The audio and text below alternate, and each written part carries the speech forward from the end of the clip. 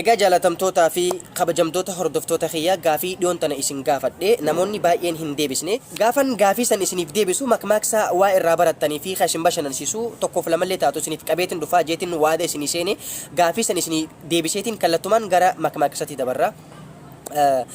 Re'eetti dubrummaa qabduun goromti yoo jenne hoolaa dubrummaa qabuun maal jennaa jeen isin gaafadhe namoonni baay'een hoolaan dubrummaa qabaa jaa. Wanni dubrummaa qabna addunyaa tana gubbaan jirtu wanni hundinuu dubrummaa hojii dhalatti. Hoolaan dubrummaa qabu sabeentaa jama.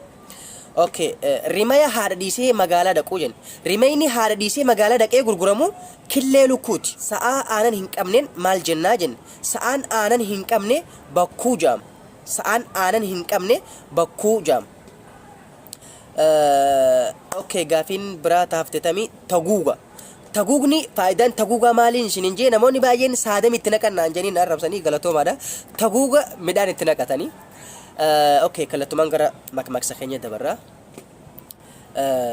Quufan malee hin utaalanii, utaalan malee hin cabanii. Namni hunootiin agarre hunootiin argu. Namni fageessee hin agarre dhiyoottis yoo garsiisan hin argu. Namni biyyaa bee waa lama mudataa. Takka miskiinomeet biyya isaa yaadataa.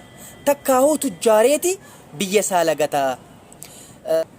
Manaamni horofatee godarratti hin maxxanu. Gis takka dhagaa ta'ee goda dhee furgeessiti deebi'uu danda'a. Haqni afaan qabanis funyaaniin dubbata. Gaafa siif itti jiru gogorriitti dhufee manatti killee siif dhala. Gaafa sitti jiru bishaantu muka sitti ol koraa. Lukkuun osoo haatuu ableef hin qaltu baafte. Sin beeka jennaan anuu si beeke je'ee qaallichi.